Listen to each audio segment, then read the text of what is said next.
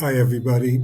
In our parsha with the incident of the Meraglim, it's very difficult to fathom how the generation of the desert could commit such an egregious chait, an error, in the whole story. This is a generation that witnessed so many miracles from HaKadosh Baruch Hu. The truth is, however, that perhaps, as we see, they proved to be rebellious at many points. Maybe we could understand how the generation itself was guilty. But the Meraglim, Kulam Anashim, Rashi B'nai Yisrael Hema, these were all people of renown.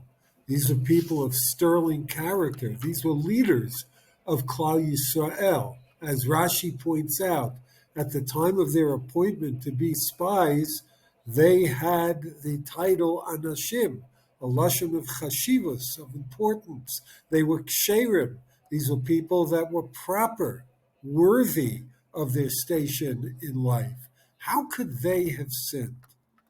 Incredibly, the Zohar says that Malin Yisrael la'ara, their fear was that if Bnei Yisrael would enter Eretz Yisrael, nis'aber anan milahave rishin, v'yimne Moshe rishin achrine. We will cease to be the leaders of our tribes, the leaders of our people, and instead Moshe will appoint other people. This is the sin of the Meraglim. They were looking out for their own kisei hakovod, if you will, for their own glory, their own position. What were they, politicians of our generation? Very hard to imagine that this was the chait. The Sfas Emes makes the point that they were not talking about themselves. They were talking about their entire generation, Rashin, and they thought as follows. Until now, Bnei Yisrael were a people who didn't have ordinary mundane concerns. Yes, they traveled in the desert, but they had the Ananei Kavod protecting them. They were zoche to eat lechem min hashamayim, the man. They were zoche to many nisim. They had a traveling dry cleaners. They didn't have to do anything in terms of preparing their food, in terms of working the soil. Everything was done for them. All they had to do was contemplate HaKadosh Baruch Hu.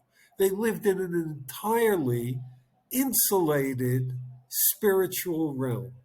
And now they're on the precipice of entering Eretz Yisrael. A nation that ate man is now going to become a farming nation of cucumbers and watermelons. What would be of their spiritual level? This was the concern of the Rashi Hamatot, the Meraglim, that we will, as a generation, no longer be considered on the highest spiritual plane of Rashim. We will be denigrated, and others will come and take our place.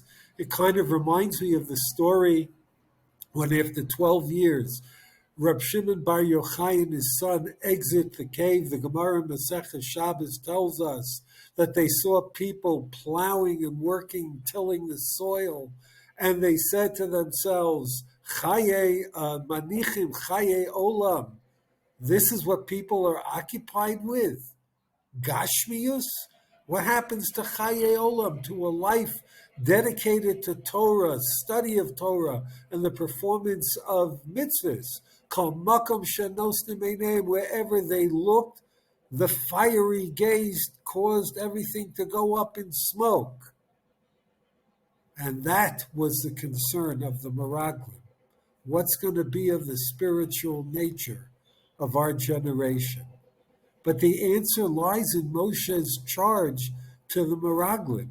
V'hitchazaktem ulekachtem mipri haaretz. Strengthen yourselves and engage in harvesting from the land, taking samples, agricultural samples, to tell the people this is what God wants you to do when you enter Eretz Yisrael.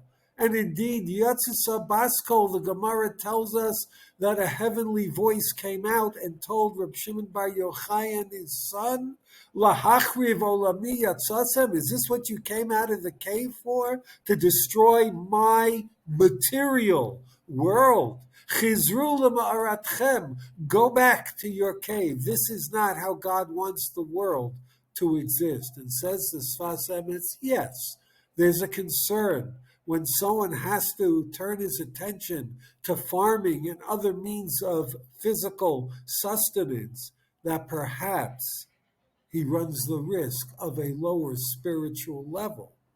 But Hayalahem Levatel Atzmam, says the Sfas Emetz, if this is the Ritzon Hashem, then this is what they had to do, La'asot Ritzon Haborei.